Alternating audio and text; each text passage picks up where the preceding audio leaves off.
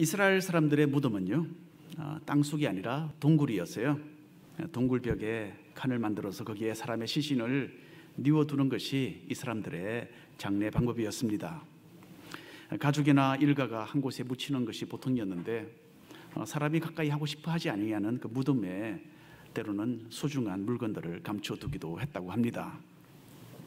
1979년도에 이스라엘 고고학자들은 예루살렘 근방에 있는 어느 무덤을 중심으로 해서 발굴 작업을 했다고 합니다. 거기서 1000여 개의 옛날 물품들이 나왔습니다. 그 중에 가장 중요한 물건이 하나 있었는데요. 그것은 아주 작은 두루마리 책이었어요. 그러니까 우리가 요즘에 흔히 사용하는 이 책, 현대식 책이 만들어지기 전에는 옛날에는 이렇게 두루마리에 글을 쓰고 그리고는 말아서 보관해 두고는 했습니다. 그런데 특이하게도 이 두루마리는 크기가 아주 작았어요. 두루마리의 넓이는 1인치가 되지 않았어요. 0.5인치 정도밖에 되지 않았습니다. 그리고 나중에 잘 펴보니까 그 길이는 한 1.5인치 정도밖에 되지 않았다고 합니다. 그리고 종이나 가죽으로 된 것이 아니라 은으로 만들어진, 얇은 은으로 만들어진 두루마리였다고 합니다. 그러니까 오랫동안 보존이 될 수 있었겠죠. 자, 오래전에 은으로 만든 이 두루마리를 부서지지 않도록 조심스럽게 그 펼치는 작업이 무려 3년이나 걸렸다고 합니다. 그 안에는 아주 옛날 고대 히브리어로 작은 글자들이 적혀져 있었는데요. 그 글자는 요즘에 사용하지 않는 그런 글자예요. 그래서 그 글자를 학자들이 보더니 대부분의 이 두루마리는 최소한 2500~600년은 전에 만들어진 것이다 라는 그 추정을 하게 된 것입니다. 그래서 모든 최신 기구를 동원해서 그 두루마리에 기록된 옛날 그 문자, 희미한 그 문자를 읽고 해석을 내려보았더니 이런 내용이었어요. 여호와는 내게 복을 주시고 너를 지키시기를 원하며, 여호와는 그의 얼굴을 내게 비추사 은혜 베푸시기를 원하며, 여호와는 그 얼굴을 내게로 향하여 드사 평강 주시기를 원하노라.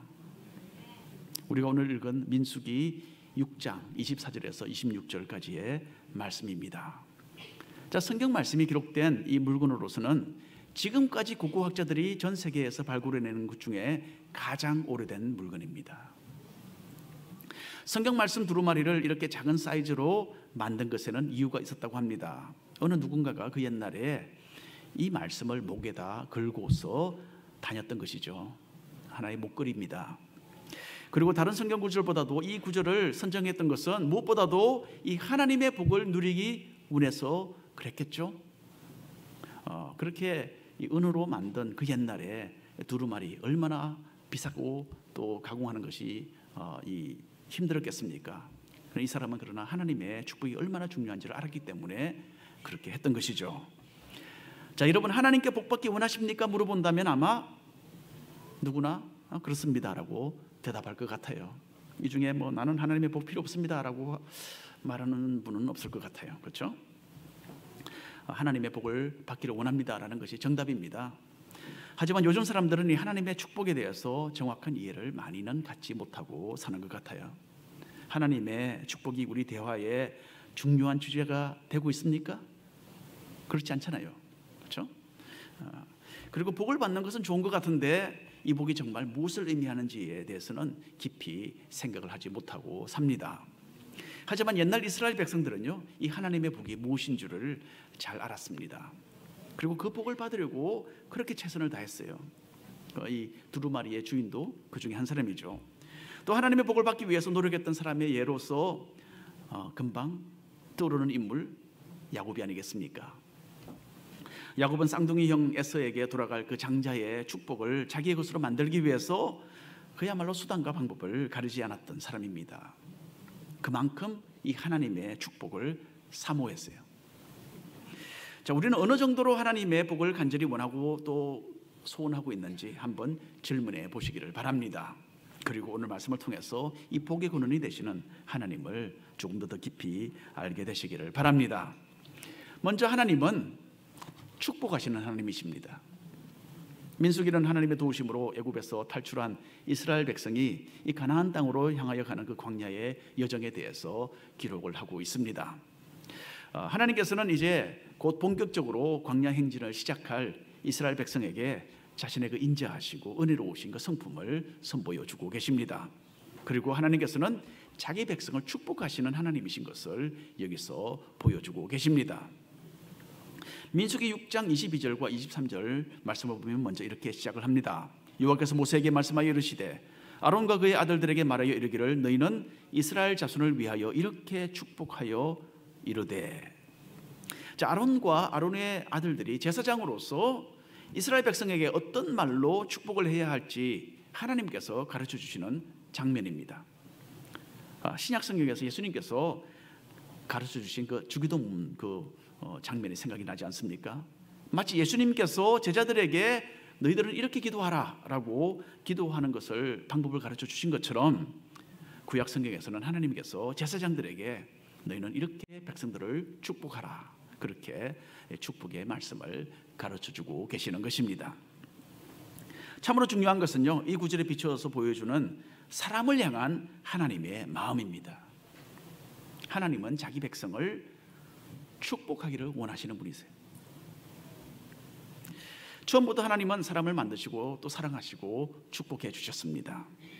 자기의 형상으로 사람을 창조하신 후에 이들이 잘 되기를 위해서 축복을 선언하셨어요. 인간이 복을 받고자 애를 쓰고 노력하는 것보다도 훨씬 더 근본적으로 하나님께서 먼저 사람을 축복하고자 하신다라는 이 영적인 원리가 바로 여기에 나타나 있습니다. 그래서 민수기 6장 24절에서 26절까지 말씀을 우리가 오늘 다시 한번 한 목소리로 읽어 보겠습니다.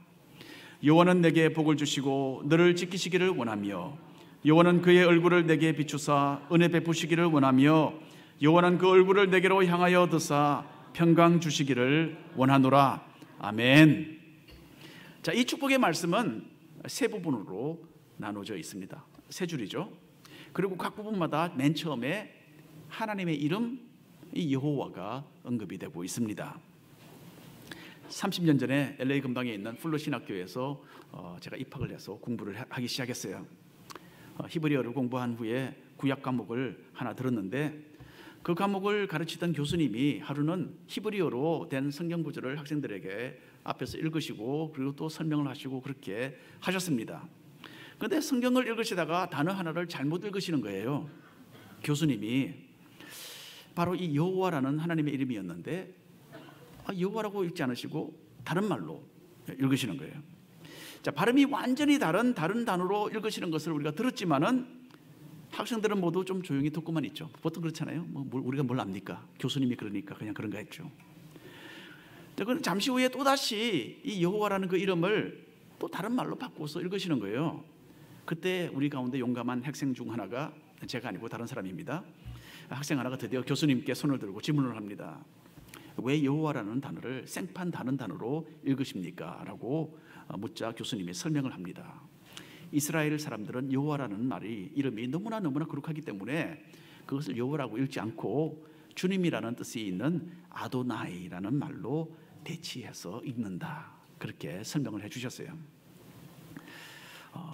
우리가 영어 성경을 읽어봐도 그렇습니다. 우리 한국말에 여호와라고 적혀있는 그 부분이 영어 성경을 보면 Lord라고 적혀져 있어요. 대문자로. 바로 똑같은 그런 일이 영어 똑같은 히브리 사람들의, 이스라엘 사람들의 그 문화가 영어 번역에도 전달이 된 그런 상황입니다. 자, 이렇게 옛날 이스라엘 사람들은 하나님의 이름을 함부로 부를 수 없다라고 생각을 했어요.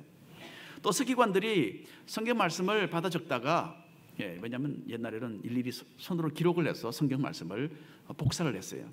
자, 그래서 성경 말씀을 적어 내려가다가 하나님의 이름이 탁 나오면, 여호와라는 이름이 나오면 어떻게 했느냐? 먼저 가서 옷을 갈아입었다고 해요.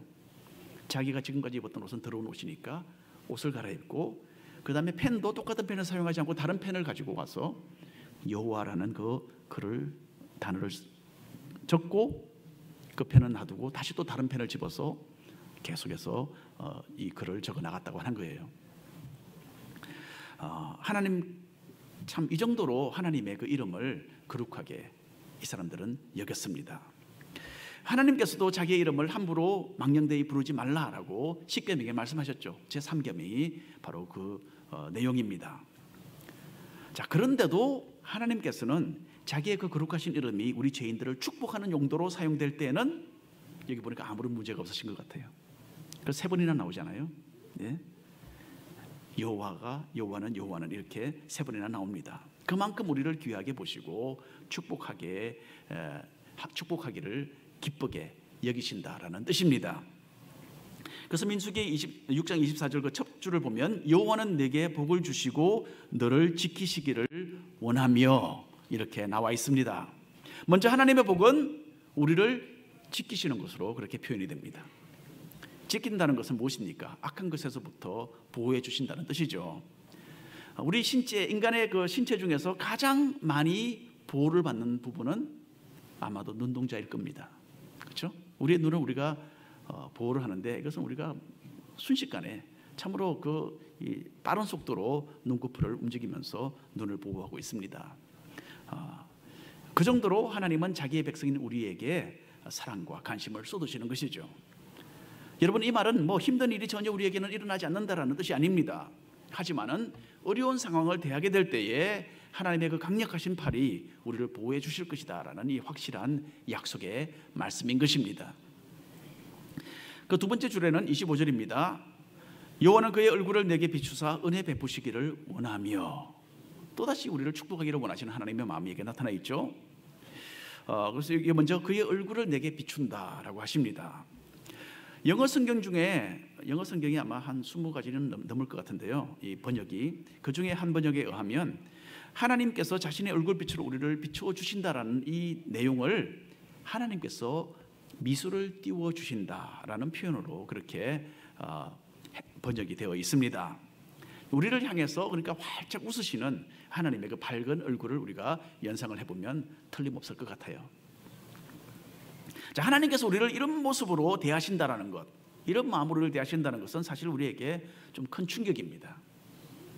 우리는 하나님을 늘 좀 엄격하고 좀 어려운 분으로 그렇게 생각하지 않습니까? 여호와 하나님은 거룩하신 분이신데 우리 같은 죄인이 어떻게 하나님의 마음에 들 수 있을까? 이런 생각을 우리는 할 수밖에 없는 것입니다.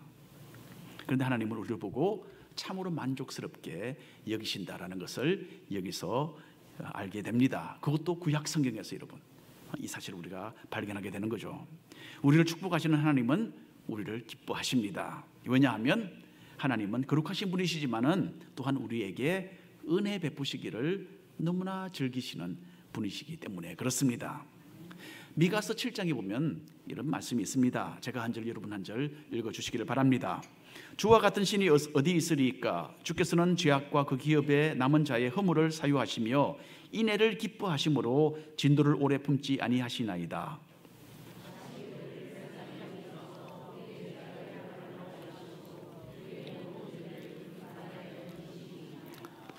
하나님은 은혜 베푸시기를 좋아하시는 분이십니다. 자, 하나님께는 한 가지 특기가 있으세요. 특기. 하나님이니까 모든 걸 잘하시겠지만 특별히 그 중에 잘하시는 게 하나 있어요. 죄인을 용서하시고 변화시키시는 일을 너무나 잘하십니다. 하나님의 그 밝은 얼굴빛은 쉽게 우리 죄인들을 정죄하고 죽음으로 몰아갈 수도 있어요. 하지만 여기서 하나님은 심판과 정죄와 형벌이 아니라 은혜를 베풀어 주기 위해서 자기의 얼굴을 들어서 보여주시겠다라고 말씀하고 계십니다. 하나님께서 이렇게 이스라엘 백성에게 나타나서 말씀하시기 불과 몇 달 전에 이스라엘 백성들은 하나님께 아주 심하게 불순종하고 그 말씀을 거역했던 적이 있습니다. 시내산에서 하나님께서 십계명을 내려주시면서 다른 신을 섬기지 말고 우상을 만들어 섬기지 말라라고 참으로 엄중하게 명령을 내리셨어요. 그런데 이 명령을 받은 지 불과 얼마 되지 않아서 아론은 송아지 우상을 만들었죠. 그리고 이스라엘 백성들은 그 우상 앞에 엎드려 절하고 큰 죄를 하나님께 짓게 됩니다. 물론 하나님은 진노하셨어요. 하지만은 죄인을 사랑하시고 죄를 사해 주시기를 절교하시는 하나님은 아론을 비롯하여 그 모든 사람들에게 은혜를 베푸셨습니다. 하나님의 그 진노, 하나님의 그 거룩하신 그 기준에 의하면 그 이스라엘 사람들 다 멸하셔야 되는 거죠. 그러나 그렇게 하지 않으시고 도리어 용서해 주셨던 겁니다. 그리고 이 범죄자 아론을 변화시키셔서 하나님을 가까이 섬기는 사람으로 삼으셨어요. 그리고 오늘 우리가 이렇게 말씀에서 보는 것처럼 아론은 대제사장으로서 하나님의 이 축복의 도구가 되고 있는 것입니다. 자, 우리가 범죄해서 하나님 앞에 얼굴을 들지 못할 때에 하나님께서는 활짝 웃는 얼굴로 우리를 맞이해 주시는 것입니다. 그리고 우리를 기꺼이 용서해 주시고 변화시키셔서 자신의 사람으로 삼아 주십니다. 자, 이런 감당하지 못할 이런 은혜를 부어주시는 분이 바로 우리를 사랑하시고 축복하기를 원하시는 하나님이신 것입니다. 세 번째 줄 26절을 보면 이렇게 나와 있습니다. 여호와는 그 얼굴을 내게로 향하여 드사 평강 주시기를 원하노라.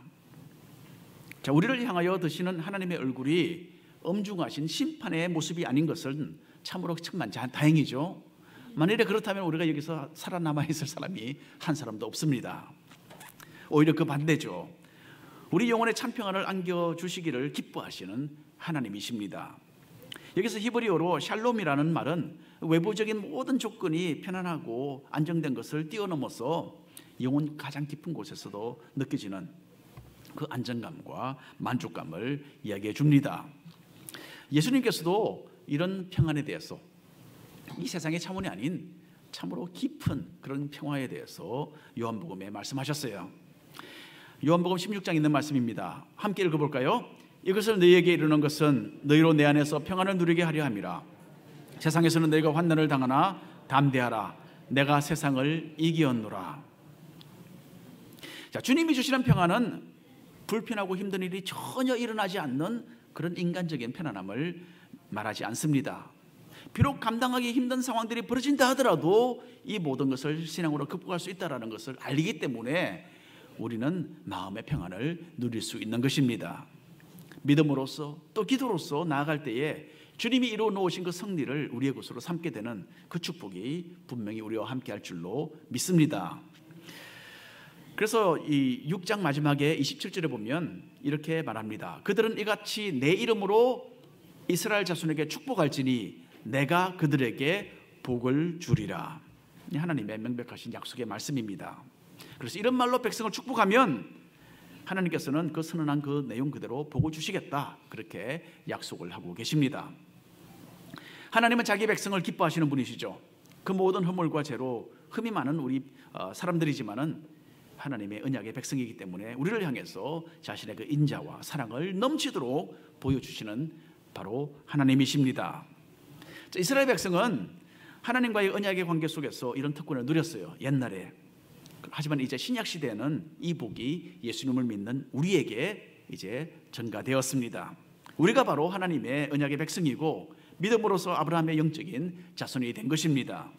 그래서 이제 과거 이스라엘 백성들이 부분적으로 누렸던 그 복을 우리는 아주 완전하게 지금 현재 누리고 있는 것이고 장차 천국에 가면 더 완전하게 완성될 줄로 믿습니다. 자, 예수님으로 인해서 우리는 이제 하나님과 참으로 평안한 평화의 그 관계로 들어갔습니다. 그리고 하나님의 성령께서 우리 속에 거하시면서 위로와 평안을 주시고 악한 마귀로부터 우리를 끊임없이 보호하고 계시는 것입니다. 물론 우리는 때때로 실수도 합니다. 흠이 많은 우리입니다. 하지만 활짝 웃는 얼굴로 우리를 맞아주시고 축복하시는 그 하나님께 감사드리시고 그분과 화목한 관계 가운데 계속 거하시는 우리 성도님들 되시기를 바랍니다. 그럼 하나님께서 우리를 축복하기를 원하시는 하나님이시라면 우리는 어떤 사람들이 되어야 되겠습니까? 우리는 하나님께 헌신하는 백성들이 되어야 합니다.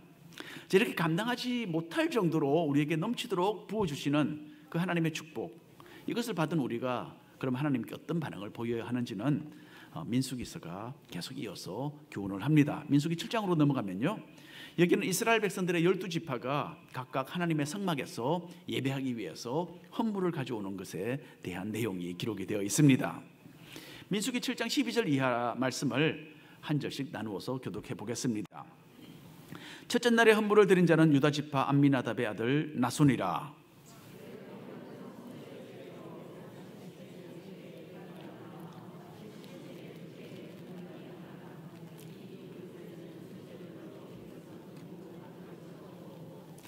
또 10세겔의 무게의 금그릇 하나라. 그것에는 향을 채웠고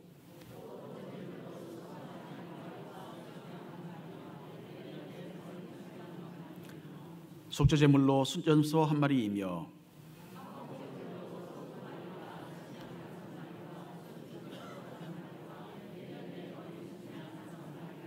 이는 암미나답의 아들 나손의 헌물이었더라.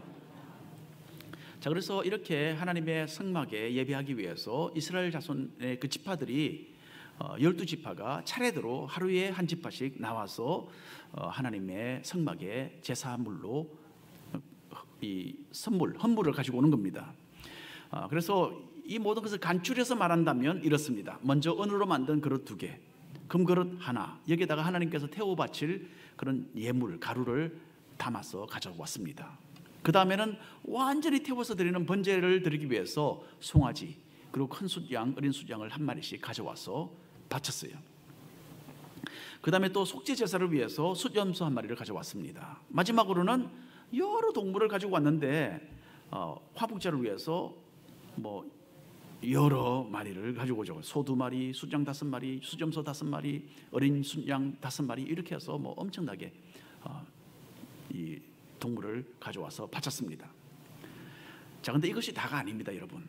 이 유다 지파에 이어서 둘째 날에는 그 다음에 이사갈 지파의 대표가 와서 또다시 이 똑같은 헌물을 하나님 앞에 드립니다. 그것이 또 다 일일이 기록이 되어 있어요. 그 다음 날에는 또 셋째 날에는 스불론 지파가 와서 똑같은 것을 드렸고, 넷째 날에는 루벤 지파가, 그 다음에는 시므온 지파, 이렇게 해서 12지파가 다 차례대로 하나님 앞에 나와서 헌물을 바칩니다. 이렇게 해서 12일 동안 12지파가 하나씩 와서 성막 예배를 위해서 바친 헌물이 그 내용 하나하나가 뭐 염소 몇 마리, 송아지 몇 마리, 뭐 다 똑같은데 그게 일일이 하나씩 다 기록이 되어 있는 거예요. 그 내용물이 똑같이 12번이나 반복이 되어 적혀 있습니다. 이렇게 하다 보니까 여러분, 이 민수기 7장이 모두 89절로서 89절로서 성경에서 세 번째로 긴 장이 됩니다. 그렇게 될 수밖에 없겠죠. 12지파가 가져온 걸 다 일일이 다 기록을 했으니까, 반복을 해서. 저는 여러분, 저같이 하지 마십시오만, 저는 성경을 읽다가 민수기 7장에 오면요, 그냥 첫 번째 나오는 지파 이름과 지휘관만 이름만 읽고 그 다음으로 넘어갑니다. 여러분 그렇게 하지 마십시오. 그런데 저는 그렇게 합니다. 왜냐하면 똑같은 내용이잖아요, 그렇죠? 똑같은 내용을 또 읽고 하는 것은 사실상 상당히 좀 따분합니다. 저도. 여러분들은 더 영적인이니까 그렇게 안 하셔도 됩니다. 자, 이사갈 지파 위와 동일, 스불론 지파 위와 동일, 루벤 지파 위와 동일, 뭐 이렇게 했다면 성경을 기록하는 사람이나 읽는 사람에게 얼마나 더 수월했겠습니까? 참 쉬웠겠죠. 그러면 이 민수기 7장이 이렇게 긴 장이 되지 않을 겁니다. 그렇죠? 물론 하나님께서 이것을 모르셨을 리가 있겠습니까? 그런데도 이렇게 일일이 이 모든 것을 상세하게 하나씩 하나도 안 빠뜨리고 똑같은 내용을 12번씩이나 반복하여 기록하도록 그렇게 하신 것을 보면 여기에 분명히 이유가 있었을 것입니다. 그럼 가장 당연한 이유는 무엇이겠습니까?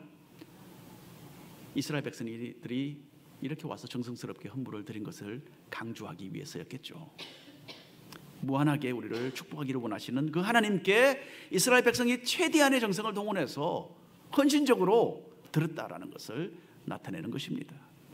그리고 그 내용물을 요약하지 않고 일일이 기록하신 것을 보면 하나님께서 이 헌물 하나를 너무나 귀하게 그리고 기쁘게 받으셨다라는 것이 느껴지게 됩니다. 저희 교회에 한 달도 아직 안 됐죠. 우리 김동원 목사님 또 가족이 도착한 후로 저는 요즘 갑자기 할아버지가 된 그런 기분입니다. 목사님의 큰딸 은유가 저를 아주 많이 따라요. 처음에는 약간 좀 어색하게 생각하더니 뭐 얼마나 저를 따르는지 모릅니다. 저를 보면요, 살며시 웃으면서 다가와서 조용히 하는 말이 하나 있어요. 맥도날드 아이스크림. 그러면 저는 또 덩달아 미소를 지으면서 기분이 좋잖아요. 그래, 아이스크림 사줄게, 가자. 이렇게 속삭이게 됩니다. 자, 하나님과 우리와의 관계가 바로 이런 것이 아닐까 생각합니다. 서로 웃음을 나누고 기쁨을 나누고 사랑의 표현대로 주고받는 것이 자녀된 우리와 하나님 아버지와의 관계입니다. 하나님은 우리에게 먼저 베푸셨죠. 예수님을 통해서 자신의 전부를 주셨습니다. 그 사랑을 알기 때문에 우리도 주님께 즐겁게 드릴 수 있는 것이죠. 하나님께서는 우리가 주님께 드리는 그 물질이나 재능이나 노력이나 시간을 참으로 귀하게 받으십니다. 틀림없습니다. 하나님이 먼저 주신 것이 많지만은 우리는 다 받았잖아요. 그러나 그 중에 가장 작은 한 부분들을 우리가 돌려드리는 겁니다. 주님은 우리가 이렇게 드릴 때에 기뻐하십니다. 하나님이 무엇이 부족해서 기뻐하시는 거 아닙니다. 이 온 천하 만물을 지으시고 소유하신 분이 무엇이 필요하시겠습니까? 무엇이 부족하시겠습니까? 하지만 자녀의 고사리 같은 작은 손에서 무엇을 받아 먹고서 만족을 느끼는 엄마 아빠의 마음이 바로 하나님의 마음인 것입니다. 고린도후서 9장 7절에 이런 말씀이 있습니다. 각각 그 마음에 정한 대로 할 것이요 인색함으로나 억지로 하지 말지니 하나님은 즐겨내는 자를 사랑하시느니라. 여러분, 이 말씀은 우리가 매주 드리는 헌금만을 뜻하는 것은 아닙니다. 교회 한 식구로 모여서 주님을 위해서 무엇을 하든지 기쁘고 즐거운 마음으로 하시기를 바랍니다. 여러분, 오늘은 1년에 단 한 번 가지는 사무총회가 있는 날이죠. 보통 장로교에서는 공동의회라고 하지만은 우리는 교회 역사상 이것을 사무총회라고 부릅니다. 기쁜 마음으로 함께 참여하실 것을 여러분에게 권해드리고 싶습니다. 이스라엘 백성들이 하나님께 한 것처럼 기쁜 마음으로 앞으로 1년 동안 우리가 교회로서 나아가야 할 그 방향, 거기에 함께 여러분 동참하시고 마음이 연합되는 것을 하나님은 기뻐하며 또한 축복하실 줄로 믿습니다. 민수기에서 만나는 이 옛날 이스라엘 백성들은요, 광야 여행길에 접어들어 있었습니다. 영구적인 정착지가 될 가나안 땅을 향하여서 가는 동안에 이 성막을 중심으로 하나님을 섬겼어요. 자기들을 무한하게 사랑하시고 축복하시는 하나님께 기쁘게 헌신했던 것입니다. 그리고 성막에서 이루어질 그 사역을 위해서 이스라엘 백성들이 지파별로 나와서 표현했던 이 작은 정성을 하나님은 참으로 귀하게 받으셨어요. 하나님은 우리를 사랑하시고 반가이 맞이해 주시고 활짝 웃는 얼굴로 우리를 대해 주시는, 우리를 축복하시는 하나님이십니다. 그리고 우리 또한 영원한 나라를 향하여서 함께 나아가도록 하나님께서 교회의 한 식구로 묶어 주셨어요. 그러니 넘치도록 축복하시는 그 하나님께 드리는 우리의 작은 헌신과 사랑도 주님께서 귀하게 받게 되실 줄로 분명히 믿습니다. 잠시 기도하겠습니다. 주 하나님 아버지,